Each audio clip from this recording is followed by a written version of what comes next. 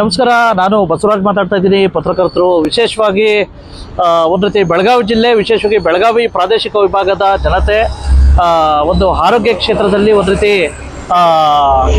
ಮೆಟ್ಟಿಲು ಅಂತಲೇ ಹೇಳ್ಬೋದು. ಯಾಕಪ್ಪ ಅಂತಂದರೆ ಒಂದು ರೀತಿ ಸಂಜೀವಿನಿ ಆಗಿತ್ತು, ತುಂಬ ಅತ್ಯಮೂಲ್ಯ ಆಗಿತ್ತು. ಒಂದು ಯಾಕಪ್ಪ ಅಂತಂದರೆ ತುಂಬ ಮರೀಚಿಕೆ ಆಗಿತ್ತು. ಇಂಥ ಸೂಪರ್ ಸ್ಪೆಷಾಲಿಟಿ ಹಾಸ್ಪಿಟ್ಲು ಇವತ್ತು ಉದ್ಘಾಟನೆ ಆಗಿರ್ತಕ್ಕಂಥದ್ದು ಮಾನ್ಯ ಮುಖ್ಯಮಂತ್ರಿಗಳಾಗಿರ್ತಕ್ಕಂಥ ಸಿದ್ದರಾಮಯ್ಯ ಸಾಹೇಬ್ರ ಒಂದು ರೀತಿ ಅಮೃತ ಹಸ್ತದಿಂದ. ಇದಕ್ಕೆ ಕೈ ಜೋಡಿಸಿರ್ತಕ್ಕಂಥವ್ರು ಏನೋ ಹಲವಾರು ಸಚಿವರು, ಮತ್ತು ವಿಶೇಷವಾಗಿ ಜಿಲ್ಲಾ ಉಸ್ತುವಾರಿ ಸಚಿವರಾಗಿರ್ತಕ್ಕಂಥ ಸತೀಶ್ ಜಾರಕಿಹೊಳಿ ಸಾಹೇಬ್ರು ಇರ್ಬೋದು, ಲಕ್ಷ್ಮೀ ಹೆಬ್ಬಾಳ್ಕರ್ ಮೇಡಮ್ ಇರ್ಬೋದು, ಶರಣ್ ಪ್ರಕಾಶ್ ಪಾಟೀಲ್ ಅವರು ಇರ್ಬೋದು, ಮತ್ತು ರಾಮಲಿಂಗ ರೆಡ್ಡಿ ಅವರು ಇರ್ಬೋದು, MC ಸುಧಾಕರ್ ಇರ್ಬೋದು, ಹೀಗೆ ಶಾಸಕರುಗಳು ಮತ್ತು ವಿವಿಧ ವಿಧಾನ ಪರಿಷತ್ ಸದಸ್ಯರು ಸೇರಿ ಒಂದು ರೀತಿ ಉದ್ಘಾಟನೆ ಆಗಿದೆ. ಸಾಕಷ್ಟು ಒಂದು ರೀತಿ ಏನಪ್ಪ ಅತ್ಯಾಧುನಿಕ ತಂತ್ರಜ್ಞಾನಗಳ ಮುಖಾಂತರ ನಿರ್ಮಾಣ ಮಾಡಿರ್ತಕ್ಕಂಥ ಈ ಒಂದು ಸರ್ಕಾರಿ ಬೆಳಗಾವಿ ಸೂಪರ್ ಸ್ಪೆಷಾಲಿಟಿ ಹಾಸ್ಪಿಟ್ಲು ತುಂಬ ವಿಭಿನ್ನವಾಗಿದೆ, ವಿಶಿಷ್ಟವಾಗಿದೆ.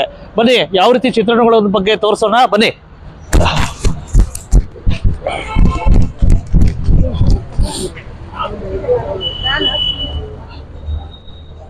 ಬೆಳಗಾವಿ ಜಿಲ್ಲಾ ಜನತೆಯ ಆರೋಗ್ಯ ದೃಷ್ಟಿಯಿಂದಾಗಿ ಐತಿಹಾಸಿಕ ಮೈಲುಗಲ್ಲು ಎಂದೇ ಹೇಳಬಹುದು. ಯಾಕಂದ್ರೆ ಬೆಳಗಾವಿ ಭಾಗದ ಜನತೆಗೆ ಬಹುದಿನಗಳ ಕನಸಾಗಿದ್ದ ಬೆಳಗಾವಿ ಸೂಪರ್ ಸ್ಪೆಷಾಲಿಟಿ ಆಸ್ಪತ್ರೆಯನ್ನ ಕರ್ನಾಟಕ ಸರ್ಕಾರದ ಮುಖ್ಯಮಂತ್ರಿಗಳು ಆದ ಸನ್ಮಾನ್ಯ ಶ್ರೀ ಸಿದ್ದರಾಮಯ್ಯ ಅವರ ನೇತೃತ್ವದಲ್ಲಿ ಇಂದು ಬೆಳಗಾವಿ ವೈದ್ಯಕೀಯ ವಿಜ್ಞಾನಗಳ ಸಂಸ್ಥೆಯ ಆವರಣದಲ್ಲಿ ನಿರ್ಮಿಸಿರುವ ಆರೋಗ್ಯ ಇಲಾಖೆ ಅಭಿಯಂತರ ಇಂಜಿನಿಯರಿಂಗ್ ಇಲಾಖೆ ವತಿಯಿಂದ ನಿರ್ಮಿಸಲಾದ ಸೂಪರ್ ಸ್ಪೆಷಾಲಿಟಿ ಆಸ್ಪತ್ರೆ ಕಟ್ಟಡದ ಉದ್ಘಾಟನೆ ಹಾಗೂ ಗೃಹ ವೈದ್ಯರ ವಸತಿ ನಿಲಯ ಕಟ್ಟಡ ನಿರ್ಮಾಣ ಕಾಮಗಾರಿಯ ಉದ್ಘಾಟನೆ ಹಾಗೂ ಶಿಲಾನ್ಯಾಸ ನೆರವೇರಿಸಲಾಗಿದೆ. ಇದೇ ಸಂದರ್ಭದಲ್ಲಿ ಬೆಳಗಾವಿ ಸ್ಮಾರ್ಟ್ ಸಿಟಿ ಅನುದಾನದಲ್ಲಿ ನಿರ್ಮಾಣಗೊಂಡ ವಾಯುವ್ಯ ಕರ್ನಾಟಕ ರಸ್ತೆ ಸಾರಿಗೆ ಸಂಸ್ಥೆಯ ಬೆಳಗಾವಿ ಬಸ್ ನಿಲ್ದಾಣದ ಉದ್ಘಾಟನೆ ಹಾಗೂ ರಾಣಿ ಚೆನ್ನಮ್ಮ ವಿವಿಯ ಹಿರೇಬಾಗೇವಾಡಿ ಹೊಸ ಆವರಣದಲ್ಲಿ PM ಉಷಾ ವಿವಿಧ ಕಟ್ಟಡಗಳ ಹಾಗೂ ರಾಷ್ಟ್ರೀಯ ಹೆದ್ದಾರಿಯಿಂದ ವಿವಿಯ ನೂತನ ಆವರಣಕ್ಕೆ ಸಂಪರ್ಕ ಕಲ್ಪಿಸುವ ರಸ್ತೆ ಕಾಮಗಾರಿಗಳ ಶಂಕುಸ್ಥಾಪನೆ ನೆರವೇರಿಸಲಾಗಿದೆ. ಸಮಾರಂಭದಲ್ಲಿ ಸಚಿವರು ಆದ ಸತೀಶ್ ಅಣ್ಣ ಜಾರಕಿಹೊಳಿ, ಡಾಕ್ಟರ್ ಶರಣ Prakash Patil, Ramalinga Reddy, doctor MC Sudhakar, KLE ಸಂಸ್ಥೆಯ ಅಧ್ಯಕ್ಷರು ಆದ ಡಾಕ್ಟರ್ ಪ್ರಭಾಕರ್ ಕೋರೆ, ಶಾಸಕರು ಆದ ಆಸಿಫ್ ಸೇಠ್, ಅಶೋಕ್ ಪಟ್ಟಣ್, ಭರಮಗೌಡ ಕಾಗೆ, ಮಹಾಂತೇಶ್ ಕೌಜಲಗಿ, ಬಾಬಾ ಸಾಹೇಬ್ ಪಾಟೀಲ, ವಿಧಾನ ಪರಿಷತ್ ಸದಸ್ಯರು ಆದ ಚನ್ನರಾಜ್ ಹಟ್ಟಿಹೊಳಿ, ನಾಗರಾಜ್ ಯಾದವ್, ಬುಡ ಅಧ್ಯಕ್ಷರು ಆದ ಲಕ್ಷ್ಮಣ್ ರಾವ್ ಚಿಂಗಳೆ, ಜಿಲ್ಲಾ ಕಾಂಗ್ರೆಸ್ ಅಧ್ಯಕ್ಷರು ಆದ ವಿನಯ್ ನಾವಲಗಟ್ಟಿ, ಬಿಮ್ಸ್ ಸಿಬ್ಬಂದಿ ವರ್ಗ, ಚಿನ್ನಮ್ಮ ವಿವಿ ಸಿಬ್ಬಂದಿ, KSRTC ಸಿಬ್ಬಂದಿ ಸೇರಿ ಹಲವರು ಉಪಸ್ಥಿತರಿದ್ದರು. ಈ ಸಂದರ್ಭದಲ್ಲಿ ಬಿಮ್ಸ್ ನಿರ್ದೇಶಕ ಅಶೋಕ್ ಶೆಟ್ಟಿ ನೇತೃತ್ವದಲ್ಲಿ ಎಲ್ಲ ಗಣ್ಯರನ್ನ ಸ್ವಾಗತಿಸಿ ಸನ್ಮಾನ ಮಾಡಲಾಗಿದೆ. ಈ ಸಂದರ್ಭದಲ್ಲಿ ಎಲ್ಲ ಇಲಾಖೆಗಳ ಅಧಿಕಾರಿಗಳು, ಅಭಿಯಂತರರು ಸೇರಿ ಆರೋಗ್ಯ ಇಲಾಖೆ ಇಂಜಿನಿಯರಿಂಗ್ ವಿಭಾಗದ ಮುಖ್ಯ ಅಭಿಯಂತರರು, ಕಾರ್ಯನಿರ್ವಾಹಕ ಅಭಿಯಂತರರು ಹಾಗೂ ಬೆಳಗಾವಿ ಉಪವಿಭಾಗದ ಸಹಾಯಕ ಕಾರ್ಯನಿರ್ವಾಹಕ ಅಭಿಯಂತರು ಆದ ಅರುಣ್ ಕುಮಾರ್ ಹಾಗೂ ತಂಡದಿಂದ ಈ ಕಾರ್ಯಕ್ರಮದ ಉಪಸ್ಥಿತಿಯಲ್ಲಿ ಯಶಸ್ವಿಗೊಳಿಸಲಾಗಿದೆ. ಇನ್ನು ಈ ಸೂಪರ್ ಸ್ಪೆಷಾಲಿಟಿ ಆಸ್ಪತ್ರೆ ಉದ್ಘಾಟನೆ ಬಗ್ಗೆ ಬಿಮ್ಸ್ ನಿರ್ದೇಶಕ ನಮ್ಮ ನ್ಯೂಸ್ ಸಮೂಹದ ರಾಜ್ಯ ಉಪಸಂಪಾದಕ ಬಸವರಾಜ್ ನಡೆಸಿದ ಸಂವಾದದಲ್ಲಿ ಮಾತನಾಡಿದ್ದಾರೆ. ಉತ್ತರ ಕರ್ನಾಟಕದಲ್ಲಿ 95% ಮಳೆ ಜಾಸ್ತಿ ಆಗಿದೆ. 95 ಸುಮಾರು 8-9 ಜಿಲ್ಲೆಗಳಲ್ಲಿ ಬೆಳಗಾವಿಯನ್ನು ಸೇರಿ ಬಾಗಲಕೋಟೆ, ಬಿಜಾಪುರ, ಬೆಳಗಾವಿ, ಬೀದರ್, ಕಲಬುರಗಿ, ಕೊಪ್ಪಳ, ಆಮೇಲೆ ರಾಯಚೂರು, ಈ ಜಿಲ್ಲೆಗಳಲ್ಲೆಲ್ಲ ಸುಮಾರು 95% ಬೆಳೆ ಹಾನಿಯಾಗಿದೆ. ಅದಕ್ಕೆ ನಾನು ಮೊನ್ನೆ ಬೆಳಗಾವಿ ಹೋಗಿದ್ದೆ, ಕಲಬುರಗಿಗೆ ಹೋಗಿದ್ದೆ. ಕಲಬುರಗಿನಲ್ಲಿ 4 ಜಿಲ್ಲೆಗಳಲ್ಲಿ ವೈಮಾನಿಕ ಸಮೀಕ್ಷೆಯನ್ನು ಮಾಡಿದೆ. ಬೀದರ್, ಕಲಬುರಗಿ, ಯಾದಗಿರಿ ಮತ್ತು ವಿಜಯಪುರ ಈ ಜಿಲ್ಲೆಗಳಲ್ಲಿ ಮಾಡಿದಾಗ ಸುಮಾರು 10 ಲಕ್ಷಕ್ಕೂ ಹೆಚ್ಚು ಬೆಳಗಾವಿ ಜಿಲ್ಲೆ ಒಂದರಲ್ಲೇ ಸುಮಾರು 80,000 ಹೆಕ್ಟೇರ್ ಪ್ರದೇಶದಲ್ಲಿ ಬೆಳೆಯಾಗಿದೆ.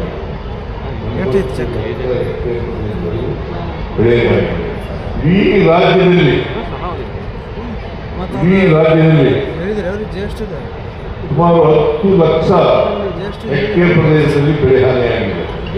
ಈ ಸಾರಿ ಒಂದ್ ಕಡೆ ಮಳೆ ಬಂದಿದೆ, ಎಲ್ಲ ಜಲಾಶಯಗಳು ತುಂಬಿದ್ದಾವೆ, ಆದರೆ 10 ಲಕ್ಷ ಹೆಕ್ಟೇರ್ ಪ್ರದೇಶದಲ್ಲಿ ಬೆಳೆ ಹಾನಿಯಾಗಿದೆ.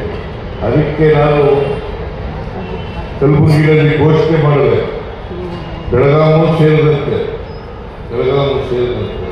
10 ಲಕ್ಷ ಹೆಕ್ಟೇರ್ ಪ್ರದೇಶ ಇದೆಯಲ್ಲ, ಅದರಲ್ಲಿ ಖುಷ್ಕಿ ಜಮೀನಿನಲ್ಲಿ ಬೆಳೆ ಹಾನಿಯಾಗಿದ್ದರೆ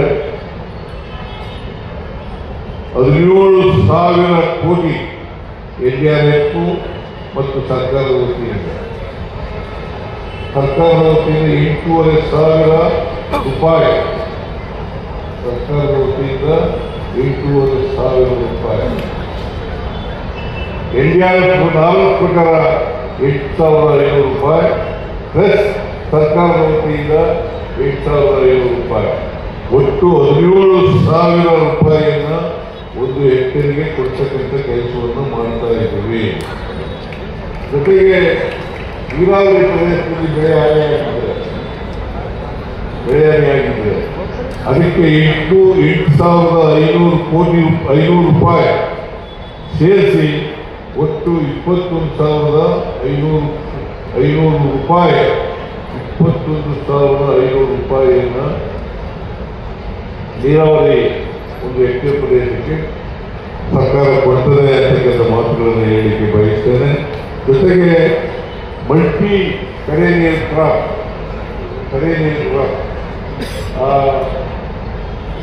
ಈ ಬೆಳೆಗಳಿಗೆ ಈ ಜಮೀನಲ್ಲಿ ಬೆಳೆ ಹಾನಿಯಾಗಿದ್ರೆ ಅಲ್ಲಿ ಬೆಂಗಳೂರಿನಲ್ಲಿ ಕೂತ್ಕೊಂಡು ಬಹಳ ಒಳ್ಳೆಯ ಉದ್ದೇಶವನ್ನು ಇಟ್ಕೊಂಡು ನಿಜವಾಗ್ಲೂ ಜನರ ಸೇವೆ ಆಗಲಿ ಅಂತ ನಾವು ಯೋಜನೆಯನ್ನ ರೂಪಿಸುವಂತ ಸಂದರ್ಭದಲ್ಲಿ ನೀವು ಕೂಡ ನಮ್ಮ ಜೊತೆ ಕೈ ಜೋಡಿಸಿ, ಯಾಕಂತಂದ್ರೆ ನೀವು ರೋಗಿಗಳಿಗೆ ಮತ್ತು ರೋಗಿಗಳ ಸಂಬಂಧಿಕರಿಗೆ ಕಣ್ಣಿಗೆ ಕಾಣುವಂತ ದೇವರು ತಾವು ತಮಗೆ ಒಳ್ಳೆಯದಾಗಲಿ ಅಂತ ಕೇಳ್ಕೊಂಡು ನಾನು ಮಾತನ್ನು ಮುಗಿಸ್ತೀನಿ. ಜೈ ಹಿಂದ್. ಏನಿವತ್ತು ಒಂದು ರೀತಿ ಬೆಳಗಾವಿಗೆ, ವಿಶೇಷವಾಗಿ ಬೆಳಗಾವಿ ಜಿಲ್ಲೆಗೆ ಒಂದು ರೀತಿ ಹೊಸ ಮೈಲುಗಲ್ಲು. ಯಾಕಪ್ಪ ಅಂತಂದ್ರೆ ತುಂಬಾ ಮರೀಚಿಕೆ ಆಗಿತ್ತು, ತುಂಬಾ ಅವಶ್ಯಕತೆ ಇತ್ತು. ಬೆಳಗಾವಿಯ ಒಂದು ರೀತಿ ಸೂಪರ್ ಸ್ಪೆಷಾಲಿಟಿಯ ಒಂದು ರೀತಿ ಕಟ್ಟಡ ಮತ್ತೆ ಹಾಸ್ಪಿಟಲ್ ನಾಳೆ ಉದ್ಘಾಟನೆ ಆಗ್ತಾ ಇರ್ತಕ್ಕಂಥ ಮಾನ್ಯ ಮುಖ್ಯಮಂತ್ರಿಗಳ ಒಂದು ರೀತಿ ಅಮೂಲ್ಯ ಹಸ್ತದಿಂದ ವಿಶೇಷವಾಗಿ ಇದಕ್ಕೆ ಸಂಪೂರ್ಣವಾಗಿ ನೇತೃತ್ವ ವಹಿಸಿರ್ತಕ್ಕಂಥವ್ರು ಮಾನ್ಯ ಅಶೋಕ್ ಶೆಟ್ಟಿ ಅವರು, ನಿರ್ದೇಶಕರು. ಇವ್ರೇನು ಹೇಳ್ತಾರೆ ಸರ್? ನಮಸ್ತೆ. ತುಂಬಾ ಈ ಕಡೆ ಭಾಗಕ್ಕೆ ಮರೀಚಿಕೆ ಆಗಿತ್ತು ಒಂದು ಸೂಪರ್ ಸ್ಪೆಷಾಲಿಟಿ ಹಾಸ್ಪಿಟಲ್ ಅಂತಕ್ಕಂಥದ್ದು ನಾಳೆ ಉದ್ಘಾಟನೆ ಬಗ್ಗೆ ಕಾಣ್ತಾ ಇದೆ. ಆ್ಯಕ್ಚುಲಿ ನಮ್ಮ ಸೂಪರ್ ಸ್ಪೆಷಾಲಿಟಿ ಆಸ್ಪತ್ರೆ ಇದು ಆರಂಭವಾಗಿ 1 ವರ್ಷ ಆಗಿದೆ. ಬಟ್ ನಾಳೆ ಮಾನ್ಯ ಮುಖ್ಯಮಂತ್ರಿಯವರು ಅಧಿಕೃತವಾಗಿ ಇದನ್ನು ಓಪನ್ ಮಾಡ್ತಿದ್ದಾರೆ. ಇದು ನಮಗೆ ಭಾಳ ಸಂತೋಷದ ಸುದ್ದಿ ಆಗಿದೆ. ಈಗ ನಮ್ಮಲ್ಲಿ ಕಾರ್ಡಿಯಾಲಜಿ ಡಿಪಾರ್ಟ್ಮೆಂಟ್ ಕಾರ್ಯನಿರ್ವಹಿಸುತ್ತಿದೆ, ಕ್ಯಾತ್ ಲ್ಯಾಬು ಈಗ ಸುಸಜ್ಜಿತವಾಗಿ ಕಾರ್ಯನಿರ್ವಹಿಸುತ್ತಿದೆ, ಮತ್ತು ನ್ಯೂರೋ ಸರ್ಜರಿ ಡಿಪಾರ್ಟ್ಮೆಂಟು ಕಾರ್ಯನಿರ್ವಹಿಸುತ್ತಿದೆ, ಮತ್ತು ಮೆಡಿಕಲ್ ಮತ್ತು ಸರ್ಜಿಕಲ್ ಗ್ಯಾಸ್ಟ್ರೋಎಂಟ್ರಾಲಜಿ ಡಿಪಾರ್ಟ್ಮೆಂಟು ಕಾರ್ಯನಿರ್ವಹಿಸುತ್ತಿದೆ, ಮತ್ತು ನೆಫ್ರಾಲಜಿ ಮತ್ತು urology department, paediatric surgery department ಅವರು ಈಗ ನಮ್ಮಲ್ಲಿ ಎಲ್ಲ ಸೇವೆಗಳನ್ನು ಕೊಡ್ತಿದ್ದಾರೆ. ಹಾಗಾಗಿ ದಿನಾಲೂ ನಮ್ಮಲ್ಲಿ ಸಾಧಾರಣ ಒಂದು 500 OPD ಸೂಪರ್ ಸ್ಪೆಷಾಲಿಟಿ ಅದು ಆಗ್ತಿದೆ, ಮತ್ತು ನಮ್ಮಲ್ಲಿ ಎಲ್ಲ ಸರ್ಜರಿಗಳು ಆಗ್ತಾಯಿದೆ.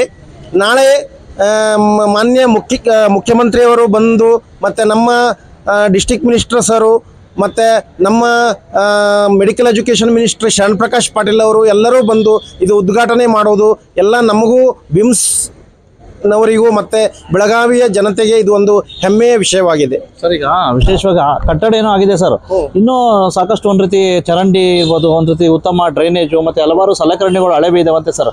ಏನಾದ್ರು ಹೊಸ ಸರ್ಕಾರ ಬಂದಿದ್ದಾವ? ಆಲ್ರೆಡಿ ಈಗ ನಮ್ಮಲ್ಲಿ ಸರ್ಕಾರದಿಂದ ಆಲ್ಮೋಸ್ಟ್ 40 CR 40 ಕೋಟಿವರೆಗೆ ಹೊಸ ಸಲಕರಣೆಗಳು, ಅತ್ಯಾಧುನಿಕ ಸಲಕರಣೆಗಳೆಲ್ಲ ಬಂದಿವೆ. ಮತ್ತು ಇನ್ನು ಮುಂದಿನ ದಿನದಲ್ಲಿ ಕಾರ್ಡಿಯೋಥೊರಾಸಿಕ್ ಡಿಪಾರ್ಟ್ಮೆಂಟನ್ನು ನಾವು ಓಪನ್ ಮಾಡ್ತಿದ್ದೇವೆ. ಅದಕ್ಕೂ ಈಗ ಸರ್ಕಾರದಿಂದ ಅದಕ್ಕೂ ನೆಕ್ಸ್ಟ್ ಸ್ಟೇಜಲ್ಲಿ ಎಲ್ಲ ಸಲಕರಣೆಯನ್ನು ಕೊಡ್ತೇವೆ ಅಂತೇಳಿ ನಮ್ಮ ಮೆಡಿಕಲ್ ಎಜುಕೇಷನ್ ಮಿನಿಸ್ಟ್ರು ನಮಗೆ ಎಲ್ಲ ಮತ್ತು ನಮ್ಮ ಸೆಕ್ರೆಟರಿ ಅವರು ಹೇಳಿದ್ದಾರೆ. ಅಗತ್ಯ ವೈದ್ಯಕೀಯ ಸಿಬ್ಬಂದಿಗಳು ಮತ್ತು ಡಾಕ್ಟರ್ಸ್ಗಳು ಇದ್ದಾರೆ ಸರ್.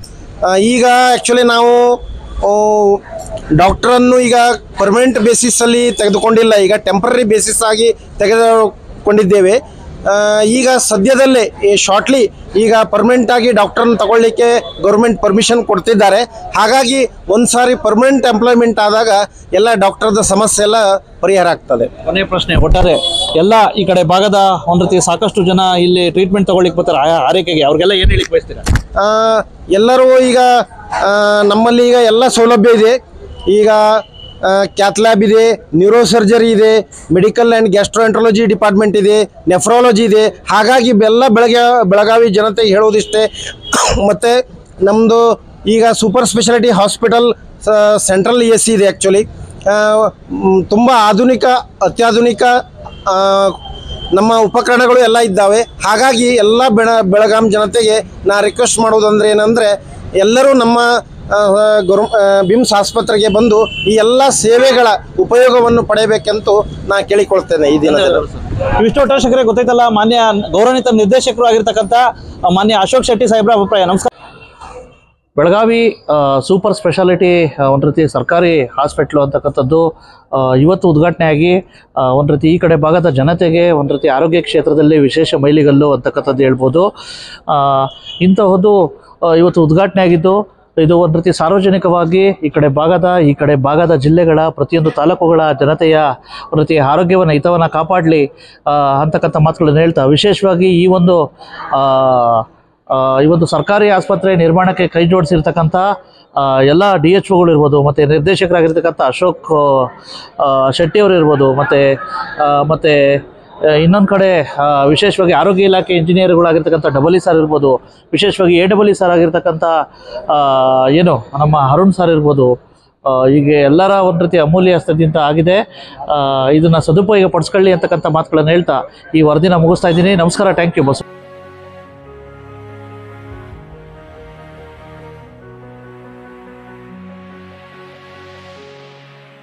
ಕನ್ನಡಿಗರ ಮೆಚ್ಚಿನ ನಿಮ್ಮ ಟಿವಿ 24 ಕನ್ನಡ ನ್ಯೂಸ್ ವಾಹಿನಿ ಇದೀಗ ಟಿವಿಯಲ್ಲಿ ಲಭ್ಯ.